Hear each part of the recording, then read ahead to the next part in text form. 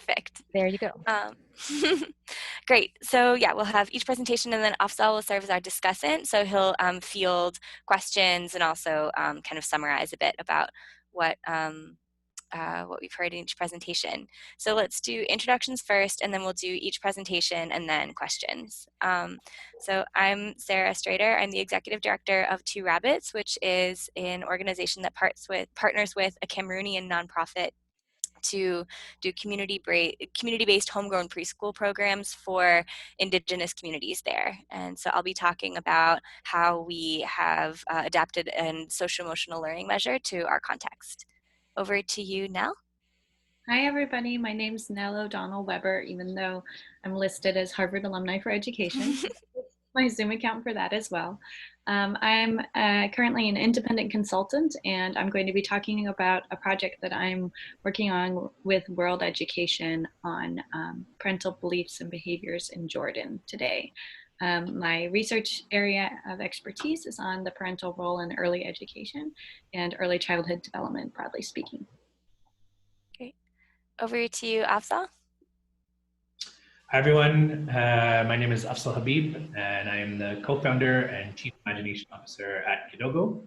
Kidogo is a social enterprise based in Nairobi, Kenya, that's focused on improving access to early childhood development, and particularly through our network of social franchise childcare centers. And I'll just be serving as a discussant today, trying to connect themes and ideas from the two presenters, asking some of my own questions to drive down into the nitty gritty, and also fielding some of your questions between and after the sessions. Great. All right, so I guess we can kick off. Nell, if you want to get started. Great, thank you. Locha, do you have my slides, or should I share my own screen? Oh, great, thank you. All right. So thank you all for being here and for your interest in my presentation. I'm going to be talking, as I said, about understanding Jordanian parents' beliefs and behaviors about their children's readiness to learn. I want to acknowledge that this project is funded by DFID and in partnership with the Queen Rania Foundation and the Ministry of Education of Jordan. Next slide, please.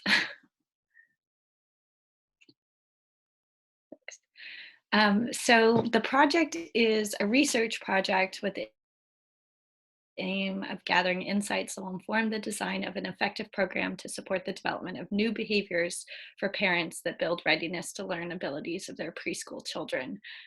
So as I said before, I'm working with World Education to conduct this research, and the eventual goal is to provide some strategies on how to promote certain parental behaviors that will promote their children's readiness to learn. So we're talking about children before they start primary school under the age of 6. Next slide, please. So we have a whole passel of research questions. And first, we want to understand to what extent are parents aware of best practices regarding their role in ensuring their children are ready to learn. Next, we are interested in what are their sources of information? So how do they form their beliefs? What informs their behaviors about best practices? So that we know which channels to target specifically in terms of trying to change behaviors. Our third research question, what are the barriers to parenting behaviors? There's a lot of research that says that often we know what we should do, and yet we are not able to, or there's some sort of barrier preventing us from doing what we should do. We should eat healthy, but we don't always. What are the barriers to engaging in behaviors that parents may already know are linked to readiness to learn?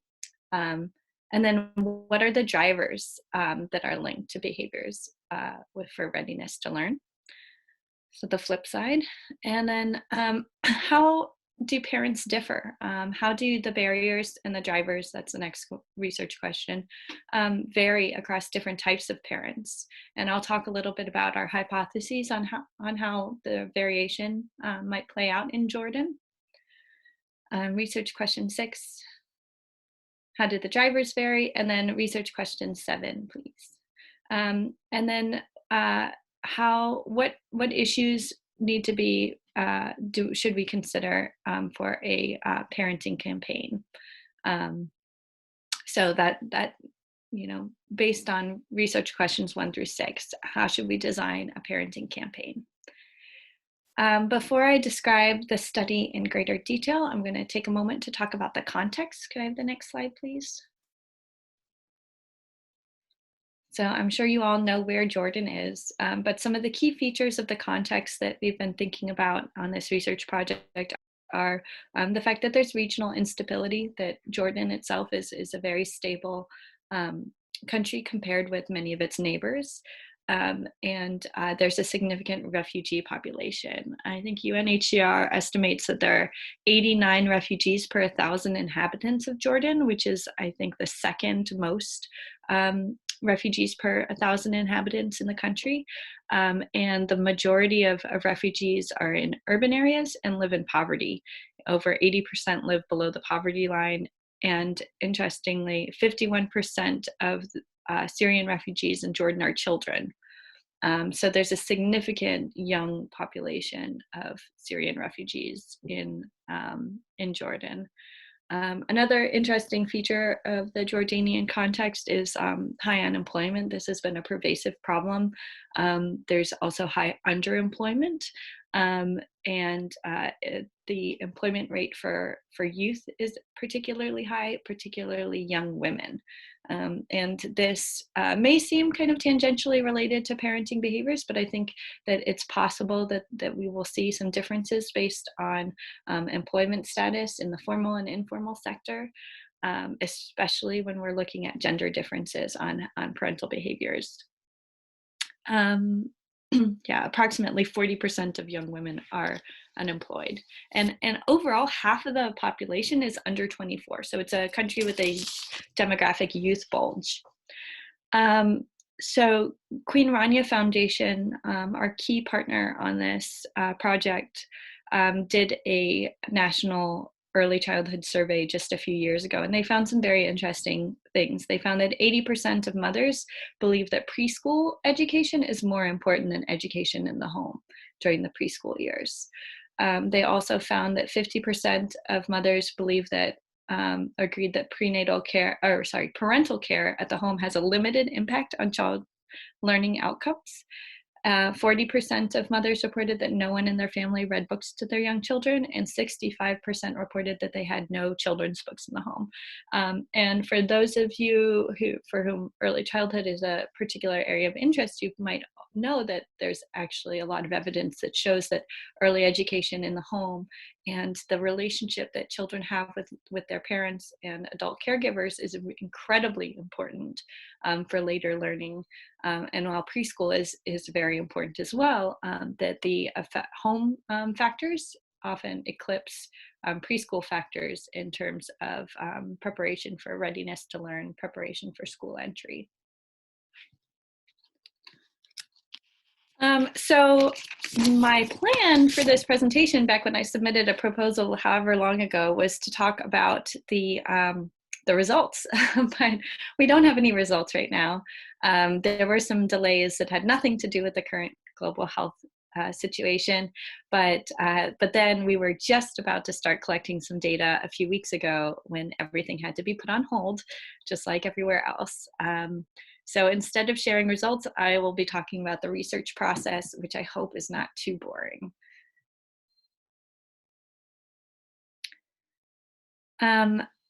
So the first part of our research was desk research.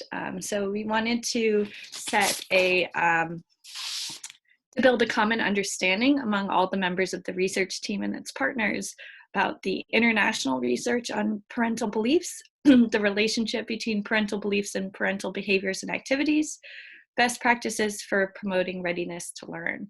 We also wanted to look at whatever research was available on Jordan specifically, as well as research from the region, including the results that I just shared from the National ECD survey that Queen Rania Foundation had conducted a few years ago.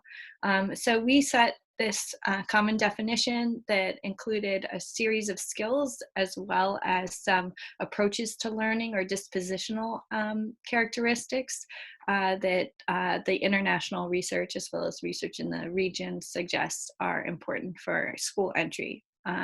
We also wanted to emphasize play, which is neither really a skill nor and it is an approach to learning, but not necessarily the child's approach to learning, but an approach that adults around them should be particularly mindful of. So I put that in parentheses, but that underlies kind of any approach that we want to try to promote, that it be play-based.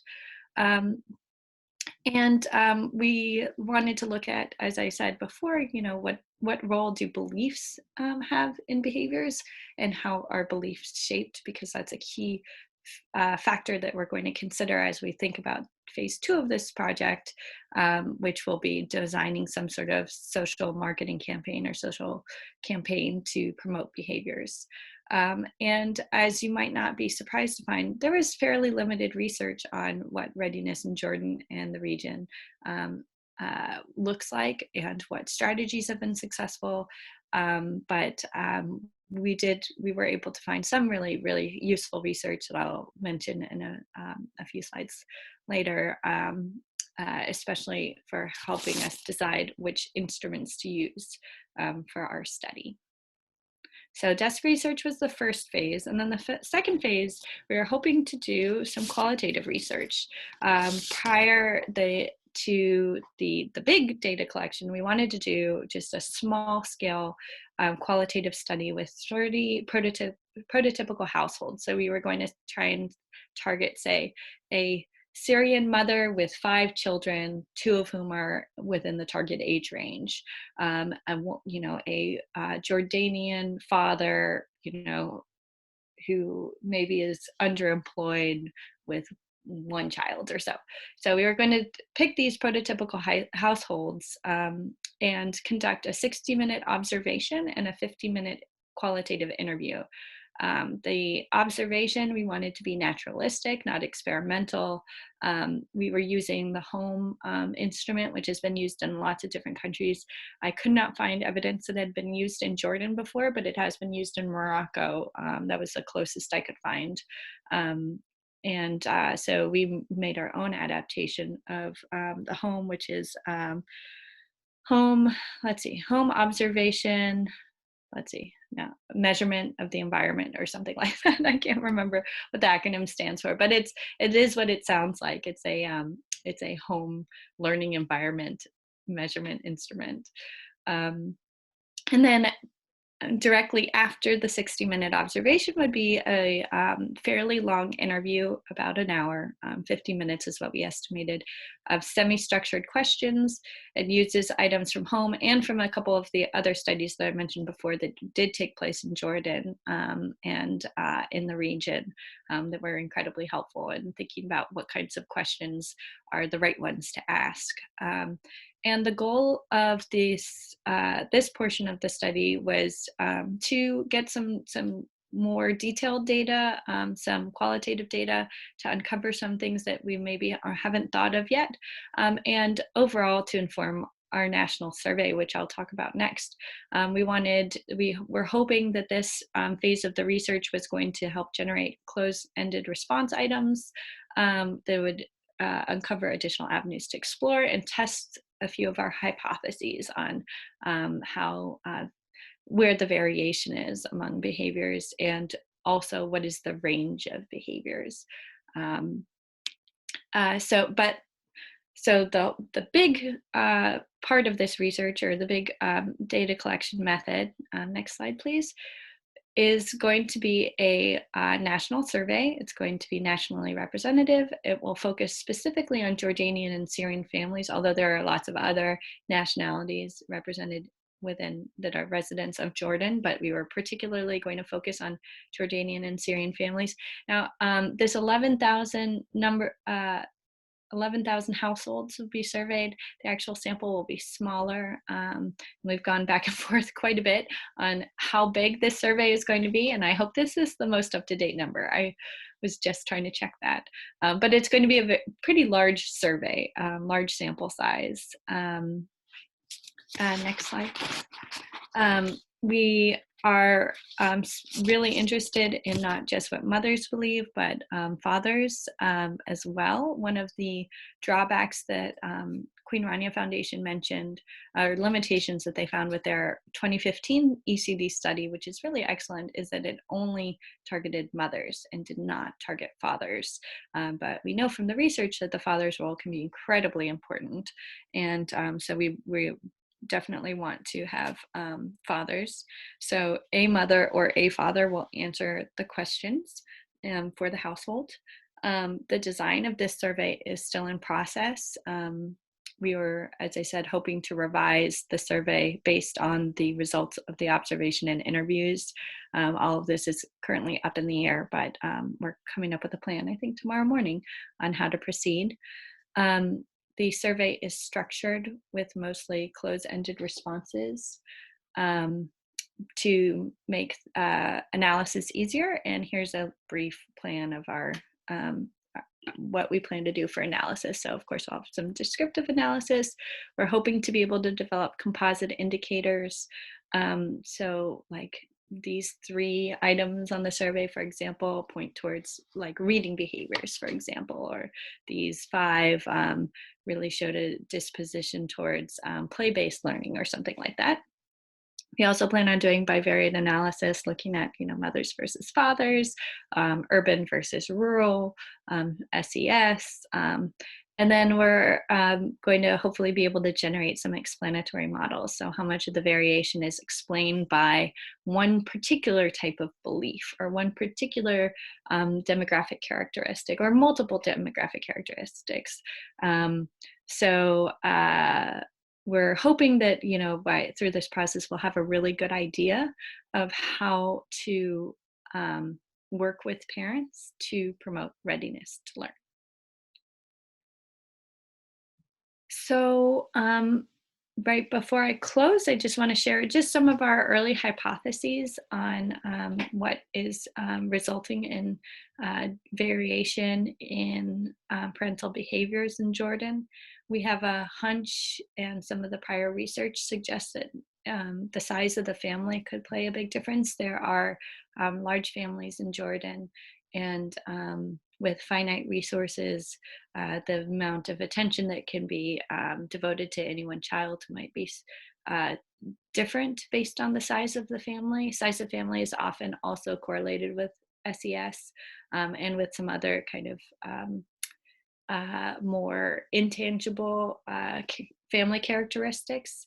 We also are going to try and think about I'm going to make a note for this actually because I want to check the survey, but the role of sibling care versus parent care, so parental behaviors versus sibling behaviors that might influence readiness to learn. We also have a hunch that there's some sort of belief about the importance of early childhood learning versus later learning, that there might be a bias towards later schooling is more important than learning in early childhood. So we think that might be one of the beliefs that's underlying behaviors, that we don't really need to worry about this child's learning, not until they're in secondary school and preparing for the Taujihi, for example, the exit exam for secondary school. There might be some effect on the role of extended family and peers in child rearing beliefs and behaviors. So I touched on that a bit, talking about sibling care, but there are multi-generational households in Jordan, and often if the parents work, a relative is a caregiver. So what is the role of that caregiver's beliefs and behaviors? We think that there might be some beliefs about familial roles, mothers versus fathers, that could be a factor. And then, the research particularly in the US, seems to point towards poverty and SES as huge factors, and maternal education, which is a proxy for SES. We're not absolutely sure that that is the way things play out in Jordan, and our local counterparts aren't entirely sure that if that's how things play out in Jordan as well. But we will, of course, examine that as a factor. So that was a very quick and overview of our study. I wish that I had data to share with you, and that had been the plan, but things have changed, the situation has changed. So instead, I just told you a little bit about our process. If you have any questions, I'm happy to field them now, or you can email me. And I want to give special thanks to all of the partners on this. So especially the World Education team. I think Dana is here, and Hyan and John, who are my colleagues on this, the Queen Rania Foundation, especially Dima, and the Ministry of Education, and of course DFID for funding this project.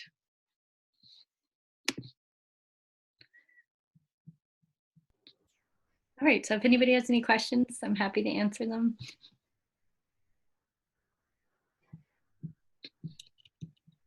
And if not, that's okay too. We can. Hi. Hello. Hi, my name is Caroline. I am a member of the Kenya National ECD Network, and I also work for an organization that where I implement and support an ECD project. So my focus is children 0 to 4 years, just before they transit from home into formal early learning centers. So there, I implement using the nurturing care framework, and one of the key components is giving children an opportunity for early learning, where we work with the parents down in the communities, where we support them to develop play materials, and the focus is using play and enhancing communication and play between parents and children to give children an opportunity to learn as much as they can before they transit into the schools.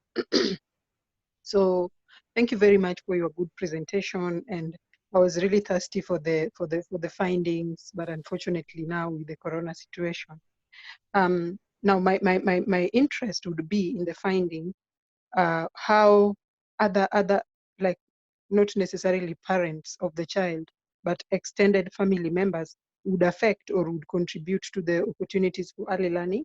Another interest of mine would be like, what are these that we are looking at when we are looking at school readiness for these children? And how is it, how will the play sessions or parenting sessions contribute to school readiness? We are talking about this parent who is down at the village level in Kenya. And we are looking at this parent as a person who might not be able to assess the school readiness of this child. So what I'm trying to look for is that after the study, then we will have a list of things that we would say, if this happens, then we are sure that there is some aspect of school readiness. Not a question, but just my thirst of what I would have loved to see in the finding. Thank you very much otherwise for the good plan.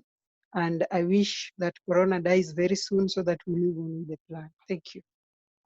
Well, thank you so much for sharing a little bit about your work, Caroline. And I know I'm also thirsty for the results, for the data.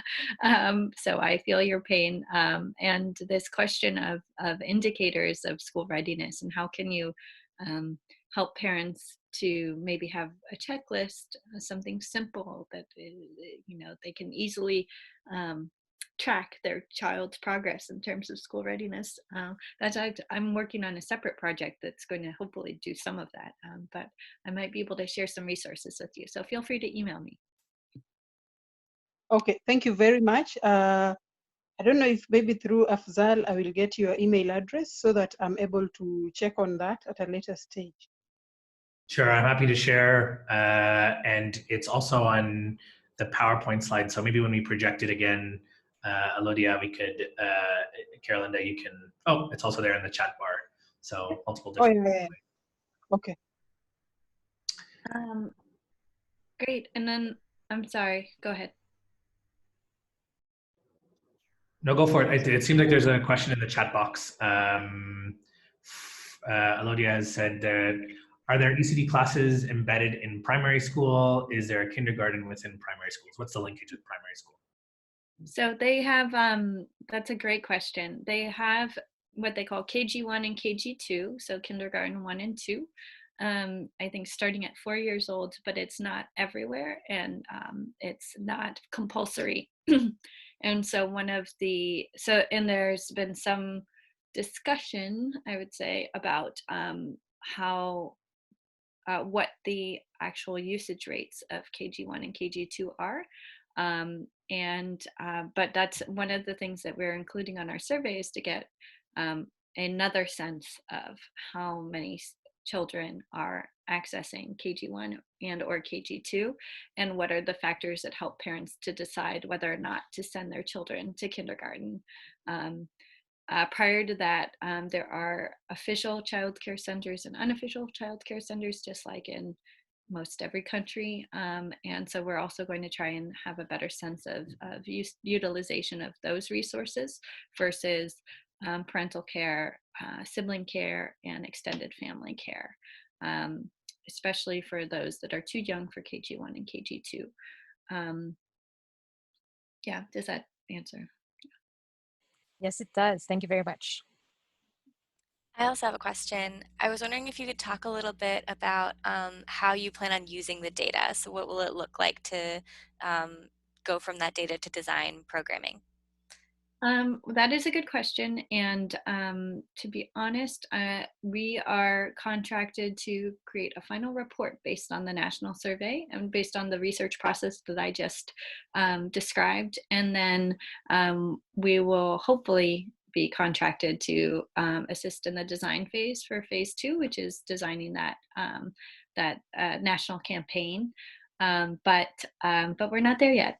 So we're really just focused on this research part, and it'll be a lovely report, hopefully, with lots of tables and good ideas for the future. We're thirsty for the report.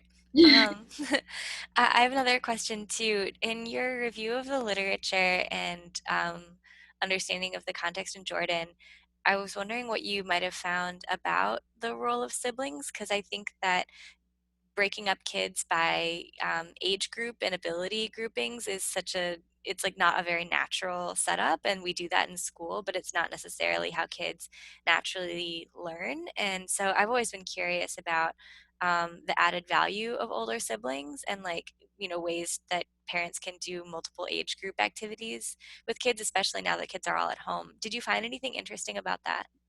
I didn't see a lot about sibling care. I saw a few things about family size, but it didn't get that detailed. It was really just, larger families are sometimes different in the way they behave versus smaller families. But yeah, I would say that I didn't see anything that was that specific. Then again, I wasn't necessarily looking for that. But if we do find that family size, number of siblings, and rates of sibling care, or siblings as a primary caregiver for younger children are high, then I'll probably try and dig into the research a little bit more to try and see, what has been seen in other places. But right now it's more of just like, a hunch, a hypothesis on like one of the dynamics maybe at play.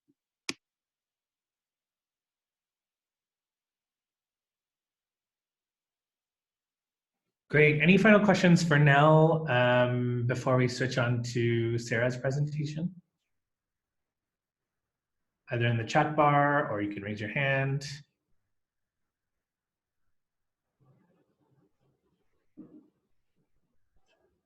Well, I just want to say thank you to everybody for your attention. Great. Why don't we switch over to Sarah, and then we'll have some Q&A with her after her presentation. And then I'll have some questions for both Nell and Sarah after that. Awesome. Thanks so much, Nell. I really loved hearing your presentation. And thanks everyone also for joining. My name is Sarah, and I am the ED of an organization that does community-based early childhood care and education through community-based preschools in Cameroon. And we work with an Indigenous group that I'll be telling you about. And this presentation today is not about our program itself, but about how we have worked to understand how parents in this particular community understand social and emotional learning. Um, and I want to recognize also that this presentation should have been delivered by my colleague Brigitte, who is the director of the local organization that is the lead implementer and the face forward of this project called Astrad. Unfortunately, she wasn't able to join us. The connection where our office is very poor. We're basically in the middle of the forest, and so she was going to try to join the conference in person, but now the remote participation is a little harder. So just want to recognize her. Okay, we can go to the next slide. So I want to just share a little bit about the people that we work with. So we work with the Baka. They're an ethnic group that's located in east and southern regions of Cameroon. And they're historically semi-nomadic forager society with main livelihood activities including hunting and fishing and gathering. So here's two girls that are out gathering mushrooms. Over the past 50 years, there have been efforts by the government, religious, civil society groups to transition the Baka from this semi-nomadic hunting and gathering life to a sedentary agricultural life. And some of this has been with good intentions and some of it has been with not good intentions, but the result has been a separation of Baka people from their main livelihood activities in the forest, which is the mainstay of their identity, which has then also contributed to increased alcoholism, suicide rates, depression, and it's an unfortunate story that we see play out in lots of contexts with Indigenous peoples. I'm sure anyone who's worked with Indigenous peoples, this sounds familiar to you. And it's happening now. It's deeply unfortunate and unjust. And so this uprooting has been difficult for communities to combat because of their disconnect with kind of systems of power and sources of information. So 80% of Baka adults identify as illiterate, and less than 1% have any reading or writing materials in the home. Meanwhile, school is in French, which most Baka people don't speak at home, and since there's very, very few Baka teachers, there's almost none, and the Baka face a lot of stigma and discrimination, school is often a hostile place for kids, and so many of them get frustrated at the lack of learning or at bullying, and they drop out after just a couple years. So that's a bit about the educational context. And Baka father put the situation very interestingly. He said that today his daughter, he wants her to be able to pursue forest-based kind of traditional education and also school-based formal education, but that trying to do that is like trying to chase two rabbits that are running in opposite directions, that if you try, you'll lose them both. So you can go to the next slide. So what we do at Two Rabbits is to try to support children to chase two rabbits at once. We know it's possible if there's the right interventions and if the community is involved in the right way. So we design a program that brings both rabbits within kids' reach. So combining this ancestral forest-based learning and state-provided formal schooling. Next slide.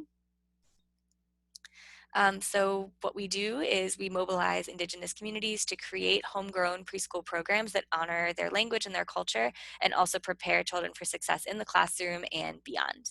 And that's all I'm going to say about the program. I'm happy to share more if people want to know more about what we do. My email and Brigitte's email are up at the end of the slide deck, but this is going to be about a very specific issue that we've dug into within the program. So next slide. So we, as an early childhood program, of course, need to take social-emotional learning very seriously, and as a key domain of school readiness, life readiness. But what is socio-emotional learning? So I'm sure a lot of you have seen this list of skills. This is from Castles that lists 5 domains of social and emotional learning that a lot of us are familiar with. And there's a growing bank of internationally validated SEL measures, socio-emotional learning measures, that are adapted from either castles, mainly castles, but also a number of other existing socio-emotional learning measures. But what our team took issue with when we were trying to figure out how to measure SEL and even conceptualize SEL is they said, well, who are those uh, assessments and those frameworks developed with and for? And most of them, including castles, were initially developed in the US, others in Europe. And so our team had a feeling that BACA parents, with their particular context and culture, would conceptualize SEL differently. And that rather than a lot of adaptation processes for measurements would involve proposing an initial framework for communities to react to. So either to say, yes, that's relevant, no, it's not, and propose adjustments. But our team felt that even starting that way risked imposing some assumptions about kids and like carrying over ideas without meaning to. So the team proposed to start from scratch to develop a new SEL framework and measure. Next slide. So we had these objectives: to create an SEL framework and measurement tool specific to the BACA communities in order to do 4 things. 1, we want to understand how caregivers conceptualize social and emotional learning. 2, we wanted to create a contextualized measure of socio-emotional development. 3, to design better socio-emotional programming based on what caregivers prioritize. And 4, to measure development in the child. Those were our 4 goals. Thanks. So here's some considerations for our design that for how we were going to go about this process. So because of the risk of applying assumptions about SEL to new contexts, we wanted to quote unquote start from the source rather than adapt in an existing measure. We already talked about that a bit. And second, as I want to do a little exercise together, you'll see that it's very hard to propose a single, simple, neutral definition of SEL. And so for that reason, we needed to get caregiver input without listing any of the socio-emotional learning domains or subskills. So how do you get their ideas about something without defining that thing for them already? Third, caregivers in our initial conversations, we noticed that they used general terms and very broad statements to describe socio-emotional learning. So we had to find a way to get caregiver input in specific and observable terms. So what exactly are we talking about with each of these skills in order to be able to measure them? And then 4, because there's a very shallow bench of people from the BACA community who read and write in BACA, we had to create, with what we had, as diverse a pool of possible of a research team. Okay, so next slide. So this is that single, simple, neutral definition question. To start from the source, from what caregivers believe, we had to ask caregivers to describe somehow socio-emotional learning to us. And so we need them to describe something without influencing their response about what that something is. So just for a 1-minute activity, I want everyone in the chat box to give me a definition of SEL, but do not cite a single domain of SEL or define it like an indicator of SEL. So just in the chat box, I'd love to see your ideas and they can see how it compares to what we came up with. 1 minute.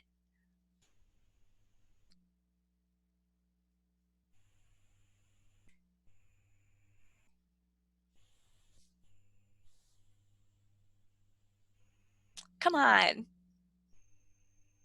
This was really hard for us. This took us a long time, and I'm giving you guys a minute, so nothing magic is expected here. Well-being, well-being. I'm excused from this because I'm sharing, so I can't have access to the chat box. Fair enough. Yay. Fair enough. Okay. Great. Okay, I love these definitions, and this is really similar to what we came up with. Thanks, guys. Okay, very cool. So we have, you guys can see in the chat box the definitions, and so I won't read them all. You can read them yourselves. They're brilliant. So yeah, we actually arrived on, in our own team's discussions, the one that Nell proposed, the skills, the temperament that you need to be successful in a particular society. And so that was our way of also rooting it and saying that this is specific to a particular context. But I love all these definitions, and we talked about all these different types of ideas. So I wish you guys had been there with us. It would have been great to have you guys' insights too as we were going through this process. So yes, what are the skills and attributes that a child needs to succeed in a particular context? So our first step was from this definition, to develop an interview protocol with caregivers. Excuse the amount of text on this slide. So we wanted to get caregivers' own perceptions, unfiltered, of what the skills are that kids need to succeed in that particular society. So we wanted to use, our methodology was called quick ethnography, which has been used in agriculture, anthropology, and it's a way of building knowledge iteratively from the ground up. So like I mentioned before, instead of proposing a hypothesis and then trying to test that hypothesis, instead building a hypothesis and building knowledge collaboratively and iteratively with the participants in the study. And then second, we wanted to use storytelling and humor. That humor had a huge role in this, and I'll say more about what that looked like, and you'll see with this questionnaire the wording. So we asked caregivers 4 questions. So for the first question, we asked them to think of a specific child that you know of between the ages of 3 and 5. So picture someone in your mind that you know that has a good head, and this is the direct translation from Baca. We went through about 4 different iterations of wording. This is the one that got us the most consistent responses in line with what we were looking for. So a child that has a good head and gets along well with others. What does this child do that shows you that they have a good head and get along well with others, and how did the child learn these behaviors? So that's kind of question set 1. And then 2, think of a specific child that you know between the ages of 3 and 5 that's a bit of a head smacker. So this was also what, like, kind of like a facepalm kid, like, oh my gosh, like you see them and it's like, oh, that's so embarrassing what they're doing. And that does not get along well with others. And then the same questions, what do they do specifically that you see, and how did the child learn these behaviors? Okay, next slide. So with this interview protocol, we interviewed a sample of 24 caregivers, and broken down by levels of schooling, by sex, and also by age. Next slide.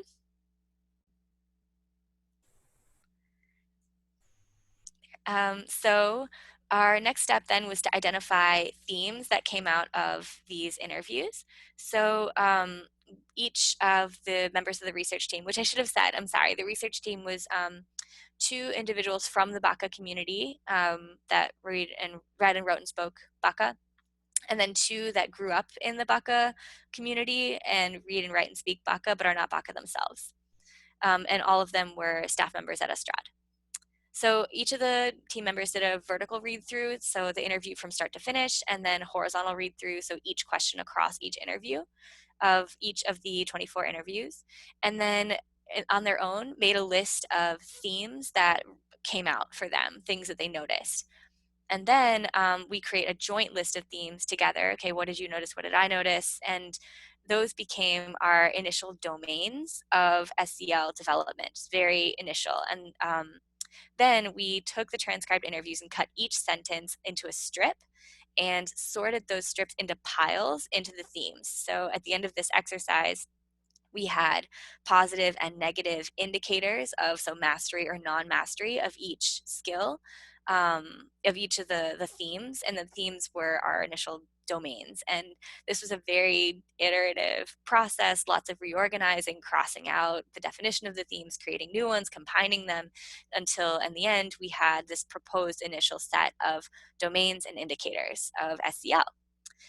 We also had a pile of terms that were not clear, like the word titili in Baca came up a lot. And titili literally means heavy. It means to treat someone like they're heavy, which sounds like an insult, but it's like to treat someone with a lot of importance. And parents brought that up a lot, but we had to go back to the field and ask caregivers, like, what do you mean specifically by that? And so we went through the same exercise again of tell me a story about a kid who did this and a kid who didn't, and we could use that to draw out quotes that were indicators of whether they did or didn't.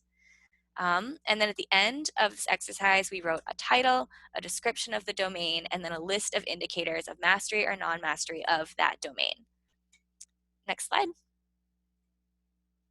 So then we use this to develop questionnaire items. And we ended up developing a teacher and a home caregiver questionnaire. So the reason for this was we wanted to measure socio-emotional learning in each context, because we know that kids have different behaviors at home versus in school. And then we also, caregivers are kind of hard to pin down to do interviews with because they're semi-nomadic. And so it was much easier for us to get data from teachers. And so we wanted to see how much the teacher and the caregiver data aligned, and then also to have a way to get data from as many kids as possible in one go with a teacher questionnaire. So here's the structure that we used for this questionnaire. There were two different tools. There's the actual list of questions, and then there's an evaluation rubric. So in the list of questions, there's first a scenario question that's an open-ended question where we ask the caregiver to tell a story about the child that exemplifies his or her behavior in a given situation. So that's the scenario question. And then we have optional probes that we can use if necessary on the questionnaire. And then the last item on the questionnaire is the target behavior statement. So what is the behavior that we want them to master? What's the target?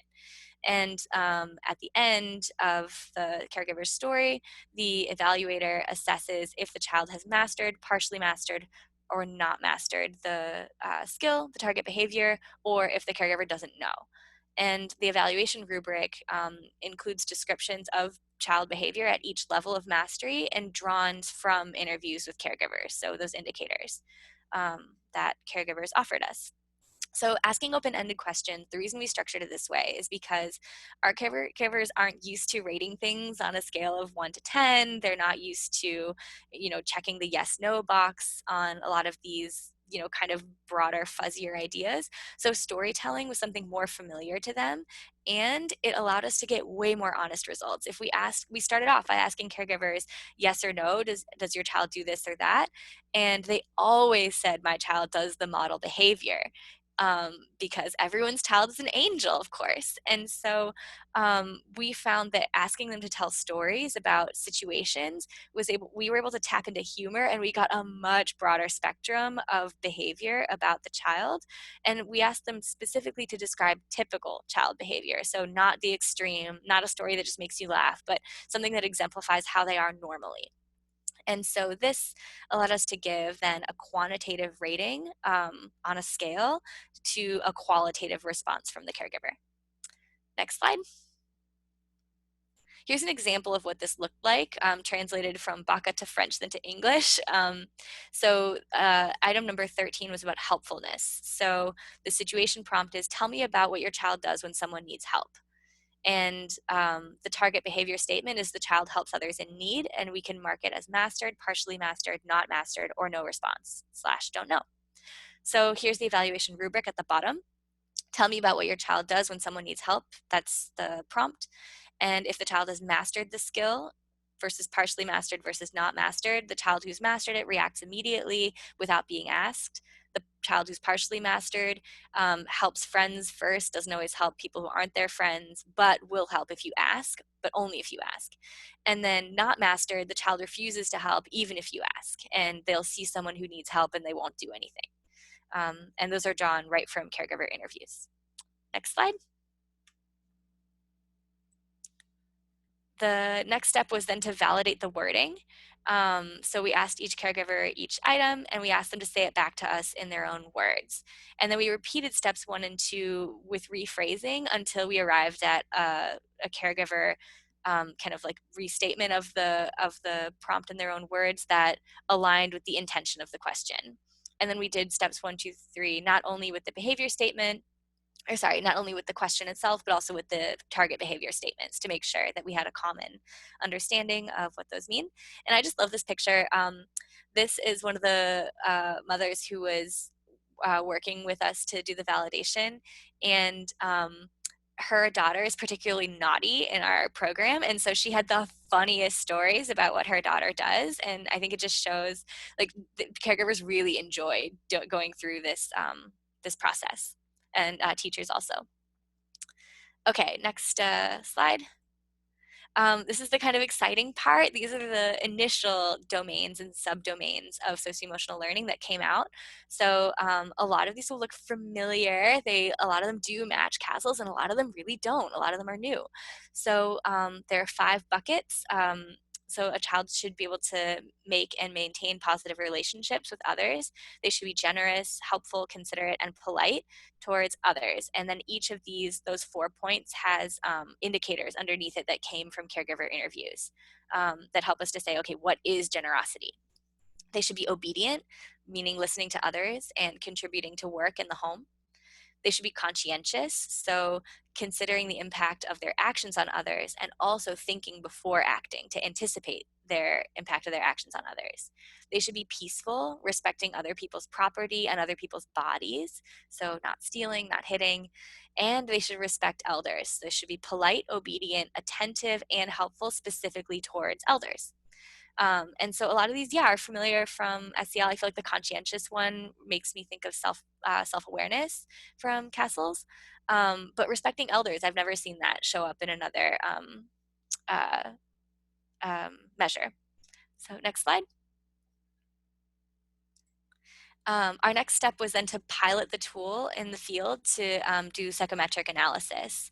So we had 2 assessors go out to the field, and they assessed 4 teachers, 17 mothers, and 17 fathers. So we got data on 38 children through this exercise. We wanted to measure inter-rater reliability. So to do that, they assessed 17 caregivers together and 17 separately. And then teachers in our program teach in pairs. So each assessor assessed a teacher from the pair separately. We also wanted to look at internal consistency, so our convex alpha, and to do a factor analysis to see if those groupings of domains that came from our pile sort really correspond to the way the questions hang together in the actual assessment. Next slide. So then based on the piloting results, we adjusted the tool. So for inter-rater reliability, we found that the assessors assessed the caregiver interviews pretty consistently, but there were still some improvements. So we ended up updating the rubric a little bit more with more quotes from interviews with caregivers to strengthen that. But then we found that teacher ratings were pretty inconsistent, and we'll see why in just a sec. So we updated some of the question wording for the teachers to make it more clear. And then we also had teachers rate together so that they could establish consensus on the child rating. Next slide. With respect to the internal consistency, there were 3 questions that had pretty low item test and item rest correlations, and this is what caused there to be so much difference in the teacher data. One was that the child greets elders when he or she sees them, or the child listens to the guidance of elders, and teachers put themselves in the place of the elder, even though our teachers are kind of youth. And so so that measures much more kids' obedience in class than their socio-emotional development or how they treat elders in the community. And so we clarified that elder means older people in the community and not in the classroom. And then the second issue that we had was with this one question about whether the child does his or her work well or does quality work. We found that teachers had in mind the quality of the child's academic work and based their response on how often the child understood content or got a correct response, which is related to their academic and cognitive skills, not their socio-emotional skills. So we went back to the interviews, dug in to figure out what did caregivers actually mean, and what they meant was the child's able to complete work without getting distracted. That was what kind of was at the essence of this point in the interviews. So we rephrased the question to say that. And then scoring for one question was recalibrated. This is kind of hilarious and sad. But the original mastery category for the respecting other people's bodies was that the child does not start fights and seeks adult support when attacked. But it became clear through interviews with caregivers that the actual target behavior is that the child doesn't start fights but fights back when attacked. So they want, like, they're success for their child is if they are able to defend themselves. And so we changed the mastery level to that the child will hit back, which is not what we as early childhood folks want to always hear, but that's what parents really felt was important for their children. And then for the factor analysis, we don't have that psychometric data back just yet, so we don't know, what the piloting data indicates about kind of the underlying latent domains of SEL. So that's a bit of our process. Our next steps are going to be to do further psychometric analysis, update the tool based on that, and then to use it to start gathering child data for larger samples. So thanks everyone. This is my contact information, and for my colleague Brigitte, who is the real genius behind so much of this. So feel free to reach out if there's any questions. Thanks. Great, thanks, Sarah. Any questions from the group? I have one. Is that okay? Yeah. Yeah, no. Yeah. So Sarah, thanks so much. It was very, very interesting and fascinating to hear about the process of how you, in a way, develop new constructs for social emotional learning. My question is, I imagine that like other ECD programs, you have a tool that you use for the child level assessments, whether it's perhaps IDELA or Melco or some other things. Would you then be adding additional questions to include the way you've adapted social emotional learning into those kind of tools? Yes, thank you. So we would tack this onto the household assessment for IDELA because this tool is a caregiver rating, and whereas the IDELA tool is a self-rating of the child, so direct questions to the child. So this would be in addition to IDELA, which we use to measure our child level domains, or our child level developmental outcomes.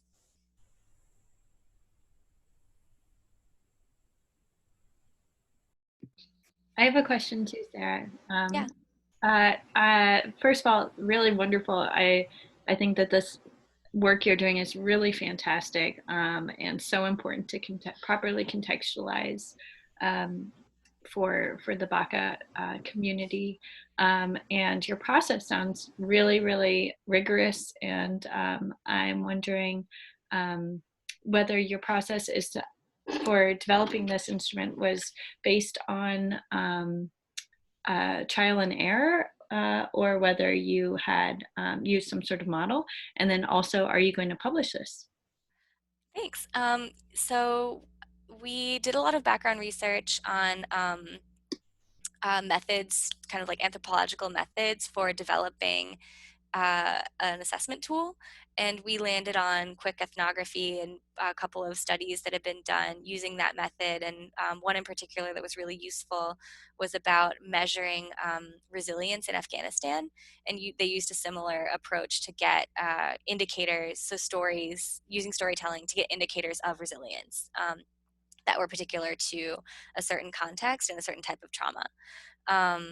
And then in terms of our process, we were lucky to have support from the Saving Brains platform team. So they're the funder of this project, and they had a really awesome, they have great research support in-house. And so they were able to also orient us to similar culturally adapted tools. One of them was called PSED, something about procedure or protocol for socio-emotional development evaluation, and it also used a storytelling approach. And so they helped us kind of refine our tool. It wasn't totally shooting in the dark, but it was a lot of trial and error and a lot of iterative going back and forth. I know it looks like there are only 7 steps, but they're actually about 15 if you really break it down with all the different times we went back to communities. But yeah, so there is another tool, internationally validated tool that uses storytelling, and then an assessor coding the storytelling with a rubric to measure socio-emotional learning. And so that format was helpful for us to have as a guide and an option for us to use. Great, thank you. Oh, and then, sorry, publishing. There's the other question. Yes, we will be publishing this in Frontiers in Frontiers in Pediatrics, excuse me. Awesome, congrats. Thanks.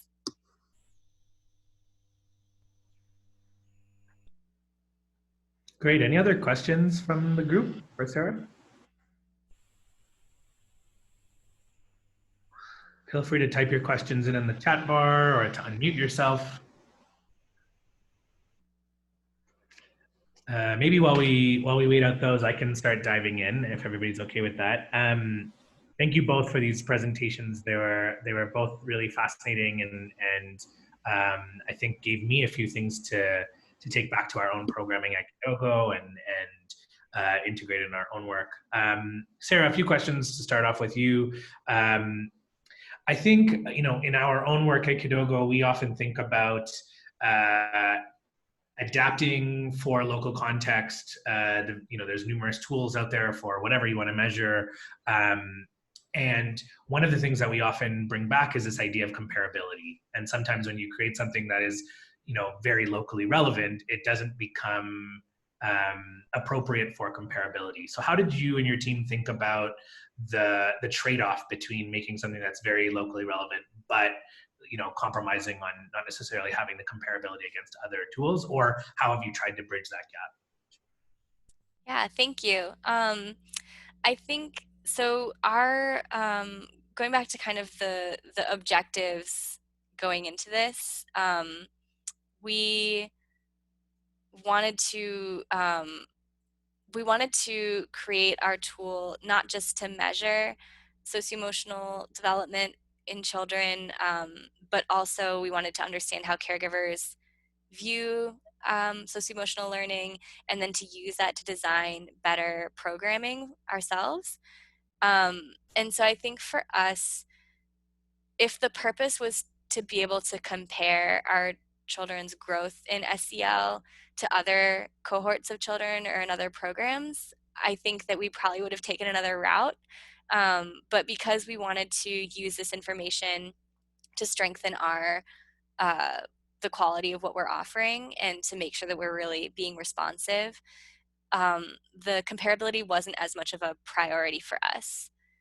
That said, I also think that, if we're honest, there's a lot of issues with SEL measures generally. And like even in IDELA, which is a really widely used, validated tool, their ability to measure SEL, like their sensitivity to change in SEL is really low. And so to me, that also says that maybe like we haven't quite nailed down what it is we should be measuring. I think that using a common tool is really powerful to show comparative growth and to benchmark. But I also think that for our purposes, we had just a different objective in mind. Got it. Thanks. And I think Nell brought up the fact that your process was pretty incredible. There's it's a pretty robust process, let's say. Two kind of interrelated questions for you. One is, what would you do differently if you had to do it over again? What were the challenges you experienced in doing that, and what might you change? And trying to bridge the gap between yours and Nell's presentations a little bit. Nell's at a different spot in terms of much earlier on in the process, and along the way, do you have any advice that you would pass on to her? Having, of course, we're measuring very different things here, but any advice that you would give to Nell and their team that might inform their own process, given they have a few months now as they wait for COVID to pass before they roll some of this work. Yeah. Well, we're still also in the thick of it. We don't have our psychometrics back. So it's a little bit hard to say, it's like we don't have complete hindsight yet. But I think that we really got a lot of value of having an iterative back and forth, and about the interviews with caregivers. They were really our co-researchers, and we went back to them very often with lots of different questions. And I think when we think about research, we think about like, okay, what is your hypothesis? And then here's your like methods. And for us, it was, instead of being linear, it was much more of like a spaghetti sort of experience of like you know, not, and I love the Saving Brains platform team because they so validated that. They were like, you know, break out of this like research shell and do what feels right, and like make sure that you're being really attentive to what you're seeing, like that this isn't something that you have to, you know, check these certain boxes. This is an RCT. And so I think that um, as much as I know it's really hard with something that's at national scale, like we had a very small group and it was all qualitative. But I think as much as possible, if there's any way to have this back and forth exchange, that was really helpful for us. And also to have members of the community interpreting the data as much as possible, if that can be done. And also,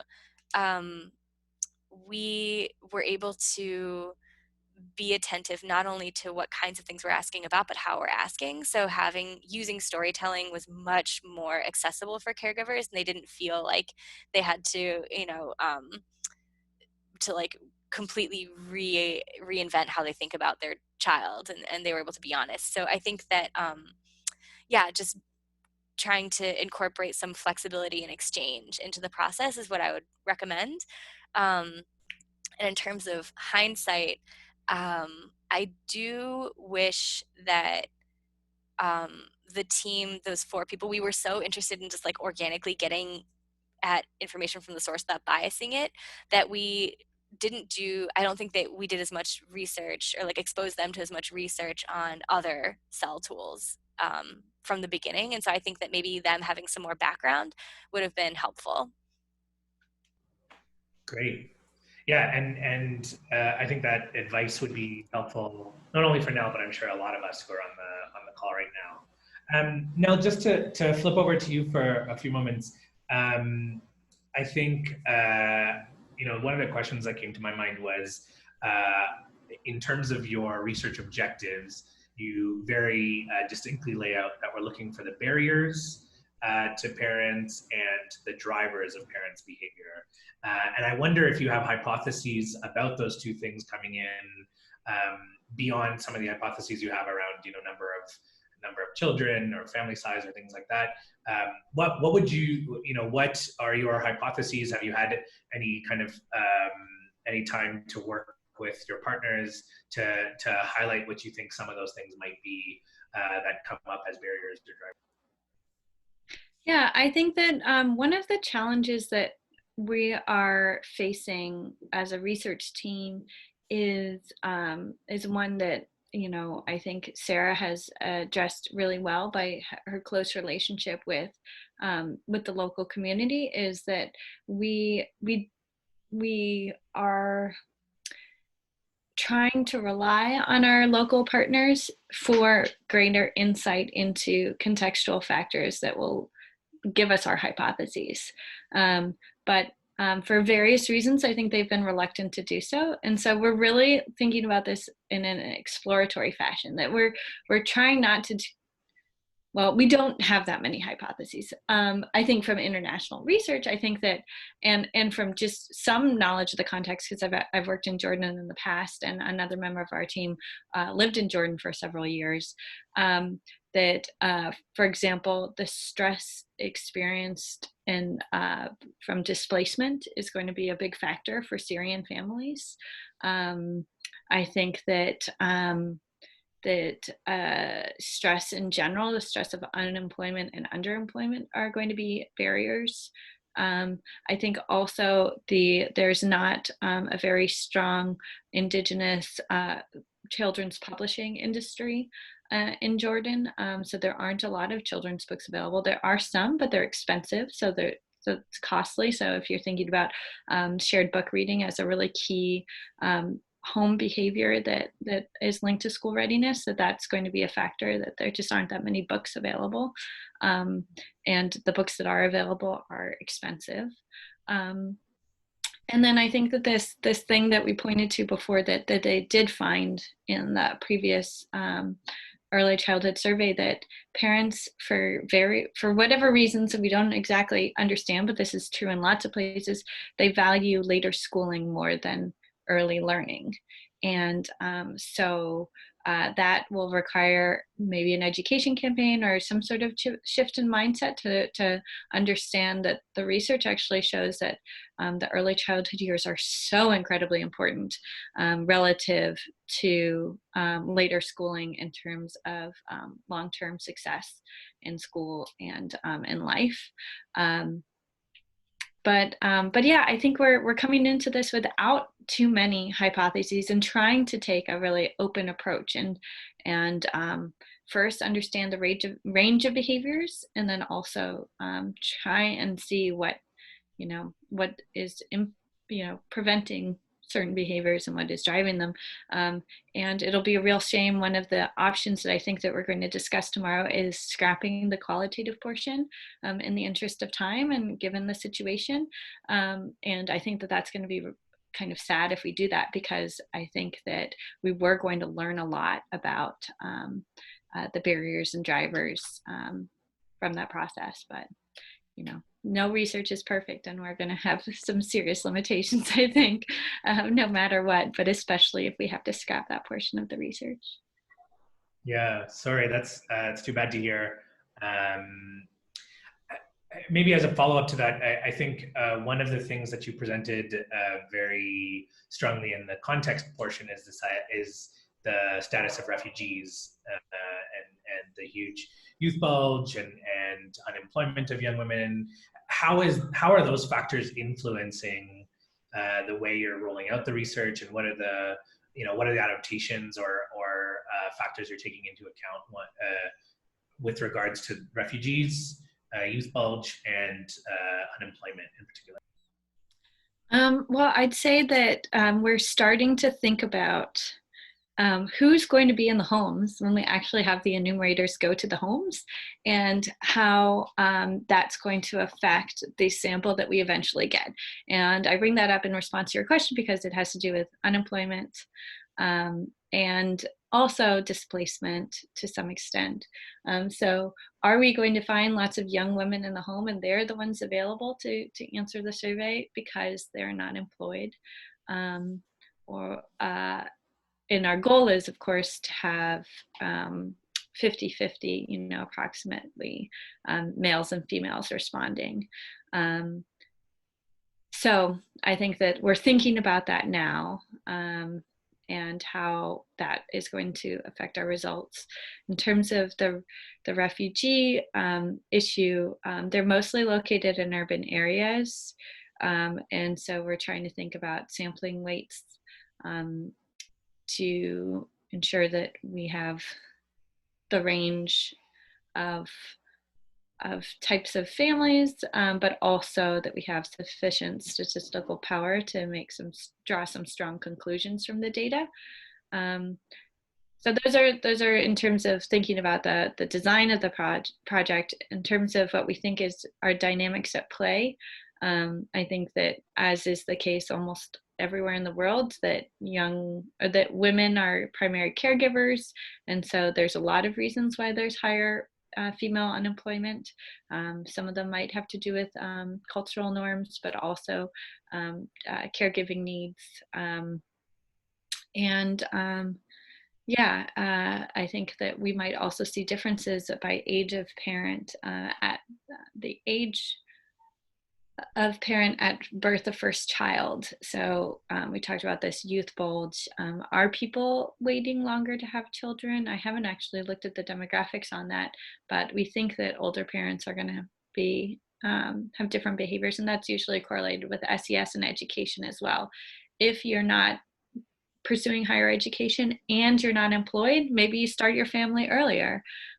Versus if you're pursuing higher education, or if you're you have the ability to have a career or the opportunity to have a career. So I think all these things are going to play out, but we're not exactly sure how yet. Fascinating. We have a question from the chat box from Anne, who's from Nairobi. Great presentation, Sarah, from your research and community engagement. Would you tell if there was any shift from the 4 teachers, 17 mothers, and 17 fathers on awareness to SEL, and did they share their experiences with those around them? Thanks so much for the question. So that the comparisons between the caregiver interviews and the teacher interviews are also part of the analysis that's still forthcoming. We also had some delays, some related to COVID, some not related to COVID. So I also look forward to learning more about that. Um, I think that um, in the initial tool development, we did find that they drew from really different contexts. So whereas caregivers were able to speak more to how children are in the home, teachers spoke to how they were in the school, but also in kind of like public settings. So the teachers are from the community, and so the examples they drew from were different. And so we expect to see some differences just because kids are going to be behaving differently where they're in different settings. But I don't have data on that yet, but stay tuned, there will be. Great. And maybe as a follow-up, I think, Sarah, there's this, I'm reading a book right now called Alchemy by somebody named Rory Sutherland. Okay. Fascinating read for anybody that's kind of interested in marketing and advertising and that kind of world. And one of the things that came out in that book is this idea that there's a difference between being logical and psychological. And that oftentimes when you'll ask somebody as part of market research why they do something or what they would do in a particular situation, they answer using a logical scenario or they post-rationalize whatever their behavior was using some kind of a logical scenario. And they themselves believe that. However, when they're actually faced with that situation, their reaction may differ or the way that they made their decision may differ. And so I really loved the idea of integrating storytelling. Tell me about a time when, or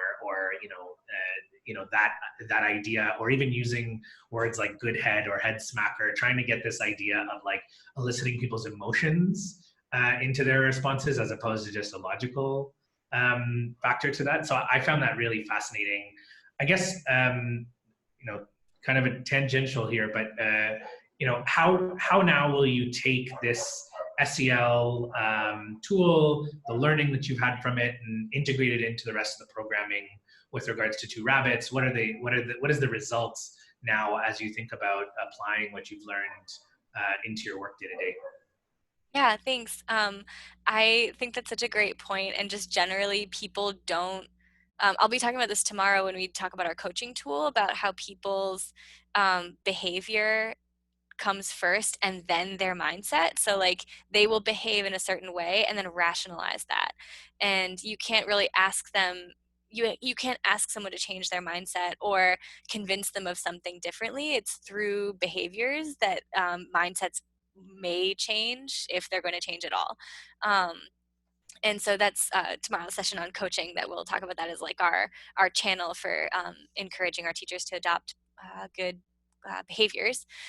In terms of how we're going to use this data, so again, we're still in the process. We only have the piloting data to tell us how we want to adapt the tool. We don't have the larger data collect complete of using this tool to get data from teachers, from caregivers, to have a broader sense of where are our kids at in all these different skill areas, and what are the differences between the classroom and the home, things like that. So we don't really have a ton to go off of in terms of making decisions.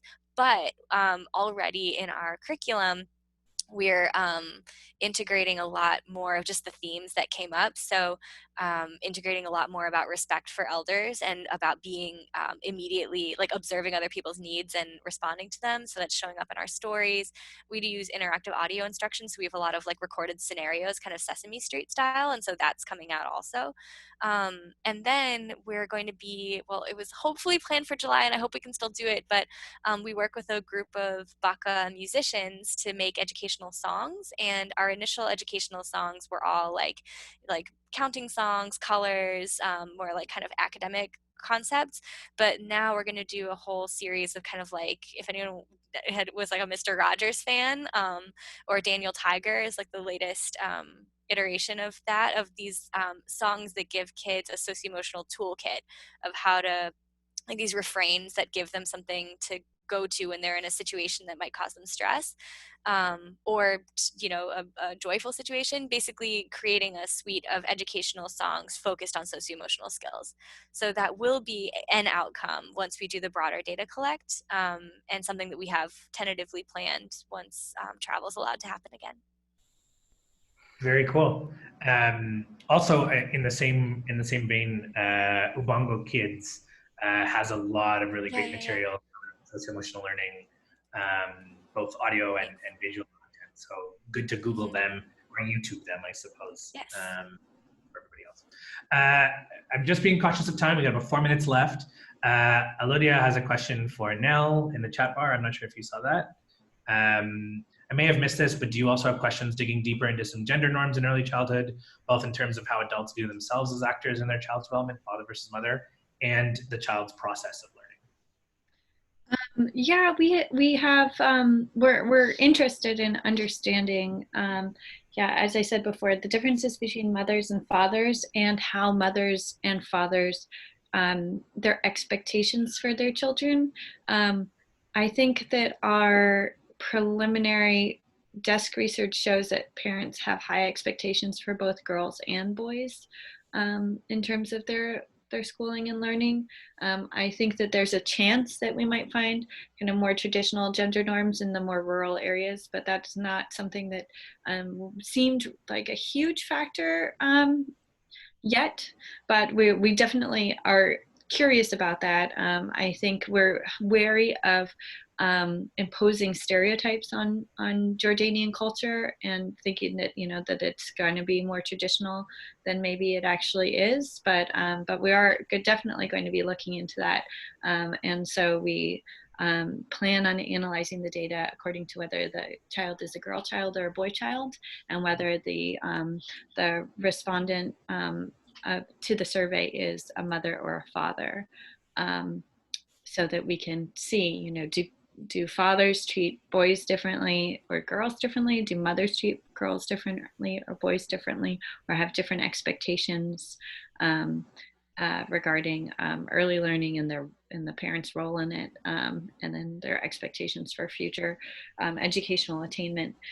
But we're trying to go in without too many assumptions, as I said before, but it's definitely something that we're interested in.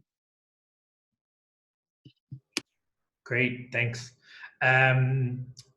Just in the interest of time, any final thoughts from either Sarah or Nell as we come to the end of this? I'll give you a second to think about it as I give a plug, kind of like Sarah already did, for tomorrow's session, which will take place at the same time.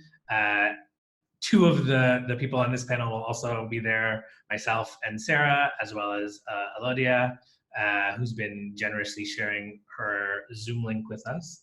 And the focus will be on observation and coaching for program quality, so using mentorship and coaching, as well as tools to evaluate quality for program improvement. Any last thoughts from you, Nell? Let's start with you first, and then Sarah. I just want to say that I think that this issue of adapting to local context is so incredibly important. As someone who does consulting and who sits in her study in Virginia, one of the biggest frustrations and challenges I have is that I want to be useful and put my research skills and my experience to use, but I also really want to be respectful and mindful of the differences in different places. And since I often am doing international research, and rarely, or more rarely, I'm doing research in the United States where I'm from.